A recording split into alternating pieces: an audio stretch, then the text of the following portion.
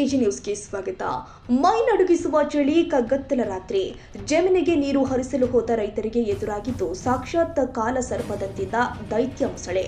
ಹುಣಸಗಿ ತಾಲೂಕಿನ ಚೆನ್ನೂರು ಗ್ರಾಮದ ಹಳ್ಳದ ಬಳಿ ಮೊಸಳೆ ಕಾಣಿಸಿಕೊಂಡಿದ್ದು ಗ್ರಾಮಸ್ಥರಲ್ಲಿ ಅತೀವ ಭೀತಿ ಮೂಡಿಸಿದೆ.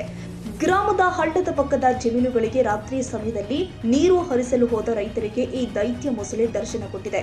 ಟಾರ್ಚ್ ಬೆಳಕಿನಲ್ಲಿ ಮೊಸಳೆಯ ಹೊಳೆಯುವ ಕಣ್ಣುಗಳು ಮತ್ತು ಬೃಹತ್ ಆಕಾರವನ್ನು ಕಂಡು ರೈತರು ದಿಕ್ಕೆಟ್ಟು ಓಡಿ ಬಂದಿದ್ದಾರೆ.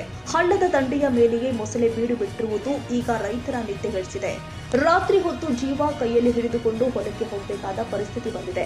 ಹಳ್ಳದ ನೀರನ್ನೇ ಅವಲಂಬಿಸಿರುವ ನಮಗೆ ಈಗ ನೀರು ಹರಿಸುವುದಕ್ಕೂ ಭಯವಾಗ್ತಾ ಇದೆ. ಅಕಸ್ಮಾತ್ ಮೊಸಳೆ ದಾಳಿ ಮಾಡಿದ್ರೆ ಯಾರು ಹೊಣೆ ಎನ್ನುವುದು ಗ್ರಾಮದ ರೈತರ ಅಳಲು. ಚೆನ್ನೂರು ಗ್ರಾಮದ ಹಳ್ಳದ ಪರಿಸರ ಸಮಯ ತಡರಾತ್ರಿ ಜಮೀನಿಗೆ ಹೋಗುವ ವೇಳೆ ಪತ್ತೆ. ಪರಿಣಾಮ ಜಮೀನಿನ ಕೆಲಸಗಳಿಗೆ ಹೋಗಲು ರೈತರು ಹಿಂದೇಟು ಹಾಕ್ತಾ ಇದ್ದಾರೆ. ಕೂಡಲೇ ಅರಣ್ಯ ಇಲಾಖೆ ಅಧಿಕಾರಿಗಳು ಸ್ಥಳಕ್ಕೆ ಧಾವಿಸಿ ಮೊಸಳೆಯನ್ನ ಹಿಡಿದು ಸುರಕ್ಷಿತ ಜಾಗಕ್ಕೆ ಸ್ಥಳಾಂತರಿಸಬೇಕು.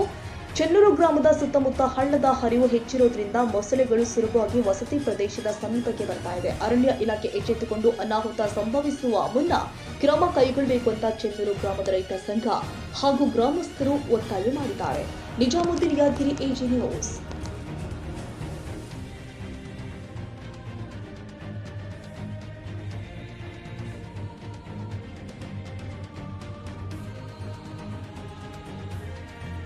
ಕನ್ನಡಿಗರ ಮೆಚ್ಚಿನ ನಿಮ್ಮ ಎಜೆ 24/7 ನ್ಯೂಸ್ ಕನ್ನಡ ವಾಹಿನಿ ಇದೀಗ ಟಿವಿಯಲ್ಲಿ ಲಭ್ಯ.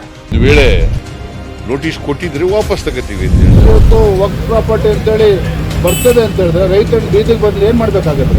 ಯಾರು ವೋಟ್ ಹಾಕಿಲ್ಲ ಅಂದ್ರೆ ಗ್ಯಾರಂಟಿನೆಲ್ಲ ಸ್ಟಾಪ್ ಮಾಡ್ಬಿಡ್ತೀವಿ.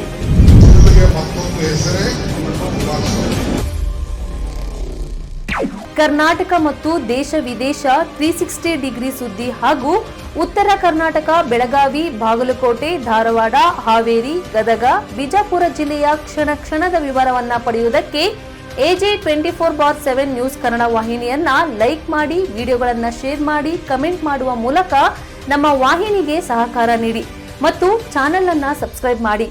ಧನ್ಯವಾದಗಳು.